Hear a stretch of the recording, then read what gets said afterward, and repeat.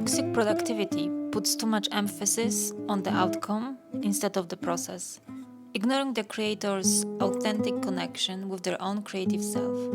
Once toxic productivity has you in its grip, it's really hard to get out without having a creative burnout. As a neurodiverse learner, I was quick to embrace toxic productivity, as everyone I knew and the way the film industry was portrayed, rooted in the toxic productivity culture, was the only way up. I was swept away by the tsunami of toxic productivity in my mid-20s. In practice, it meant that I forced myself to work regardless of how I felt about the quality of the work. I didn't reflect on my creative process, which ironically I didn't even consider part of my creative practice, as I was so fixated on the final product and the perfect outcome. The version of my toxic productivity was strongly influenced by my insecurities, which I can easily trace back to my early education and how I was programmed to believe that whatever I did was never going to be good enough, as I couldn't magically turn myself into a neurotypical kid. I had a lot of learning difficulties, which I'm only able to talk about now, as masking was my default mode. Pretending to be someone you aren't takes a massive toll on a person.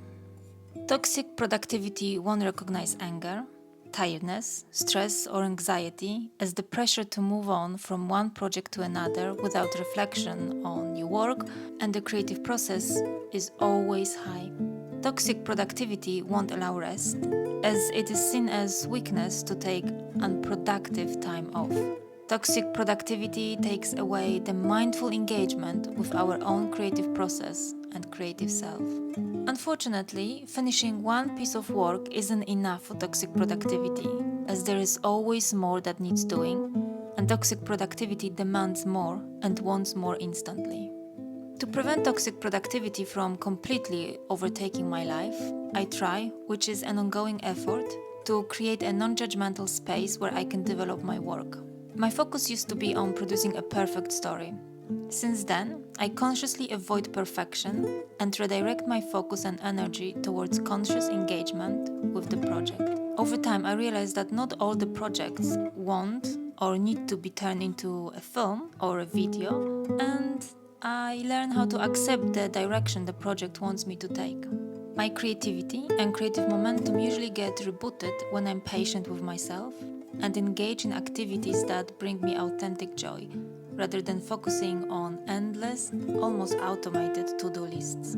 I found that being mindfully rooted in daily life, such as cooking, baking, exercising, spending time with my family, and having a strong connection to nature, walking, looking after my balcony garden, trips to the seaside, help me keep my toxic productivity at bay. There are days my prevention methods don't work, and I'm swept off my feet by mostly anxiety, which toxic productivity thrives on. However, in those instances, I try not to get really down, because on the positive side, I was able to recognize when toxic productivity took over, and I can try to mitigate the consequences of my active engagement with toxic productivity. Confronting toxic productivity is a long process, and for me, that requires time, kindness, and in a way acceptance that it will never leave me.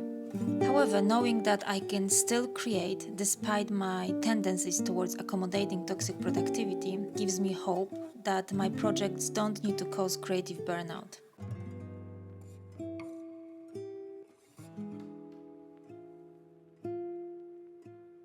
If you think you might be caught up in toxic productivity, I suggest taking some time off to analyze your work routine and approach to project development. Can you see a pattern emerging? What are the signs that could indicate you are in the grips of toxic productivity?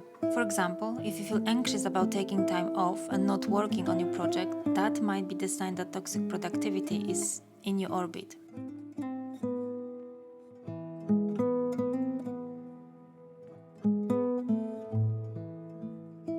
I truly hope you will find ways that could help you overcome toxic productivity and find joy in your creative and artistic work.